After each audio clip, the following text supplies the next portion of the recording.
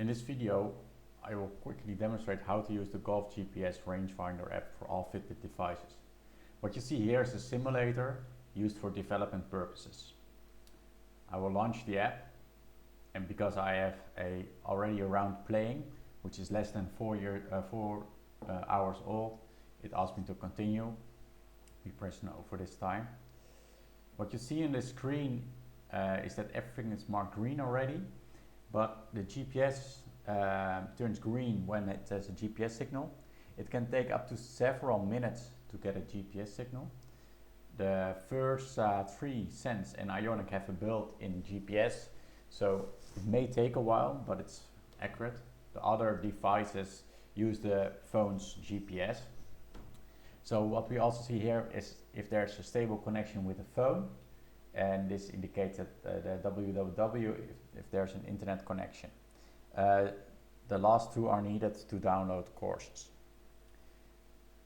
What you see here, the buttons, the purchase now button, that's the only that you see when you have not purchased that, when you're in your trial period. Stored courses that you have already played, in this case one. Download a new course, view your scores and shots, and the settings. This is the distance units. You can set it to meters or metric.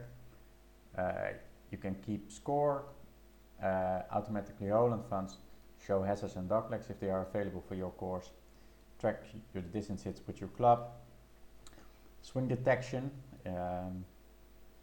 and suggesting clubs based on your distances, and club statistics. So everything is indicated as yes. So let's download a new course. Now it's downloading. This is my home course. So let's download it. Let's go to golf course Beemster. This is the hole screen. What you see is we are on hole number 1 and it's a par 3, and it's 163 meters to the back of the green and 151 meters to the center and 137 to the front of the green. It's 146 to the back of this bunker over here, and on the bottom you can go to the next hole. So now we're in hole number 2. Now we're back on hole number 1. So we are standing on a tee. It detects your swing automatically, but we can also hit track.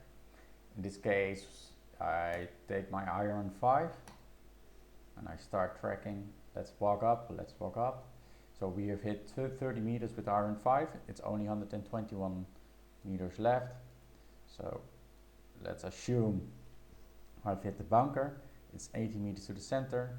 I've hit 140. So in this case, we take a sandwich. In this case, the distance of the iron 5 was uploaded to the database, and we start a new swing with a sandwich. So we're 2 meters from the green. I never record putts. You can always stop tracking because the sandwich hitting 17 is not really of added value to download. So we just press stop. So let's move over to the next hole. It will ask you for the score. Now we did it in 4. Let's go to the next one. So let's assume I take my driver out of my bag and we start.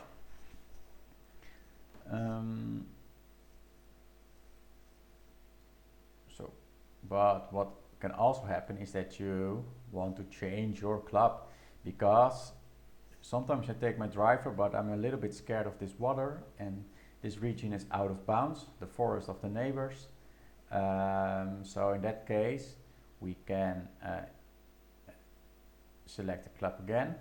So what we can do is switching to the iron 5.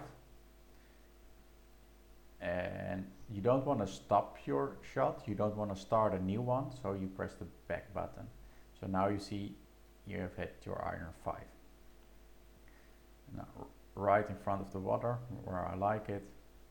Let's start a new shot again with my iron 5, and let's go to the green again. Well, if you want to score your set your score directly, you can do that.